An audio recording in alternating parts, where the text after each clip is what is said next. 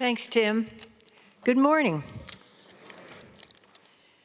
My Westminster Presbyterian Church story is short and sweet. I grew up in the East with a family who was very active in the Episcopalian Church. I first learned of Westminster when I came to Minneapolis 57 years ago as a new bride. Westminster had been part of the life of my then new husband, Bob, and his family for several generations. Bob was very involved in the church, becoming a deacon and eventually a trustee. He was a faithful attendee of the Sunday service, even though it was his habit in the fall to cut the service short, leaving in time for him to be in the car for the Vikings kickoff. I can't imagine he thought he was escaping the eagle eye of the pastor, and he wasn't.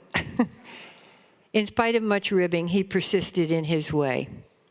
Being part of the church has become more important to me lately as the environment in which we currently find ourselves living becomes increasingly more complex, anxiety-producing, and challenging.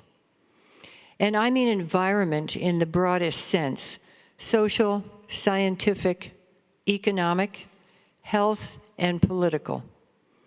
We see needs everywhere we look: on our doorstep, in the neighborhood, in the broader community, and further.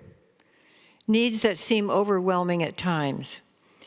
I imagine that is a motivation for you to belong to the church community as well, to find some sort of solace, of peace, and maybe even to glimpse a solution now and then. It would be tempting to throw up our hands and let someone else fix this mess. But that's not why we're here. If we don't do it, who then? Proverbs 3:27 says, "Do not withhold good from those to whom it is due when it is in your power to act." We are equipped to find solutions.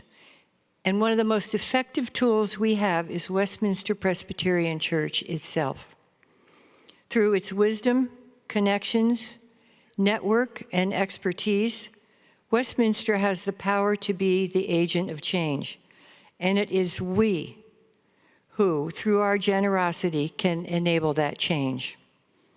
Galatians 6:9 says, "Let us not become weary in doing good, for at the proper time we will reap a harvest if we do not give up."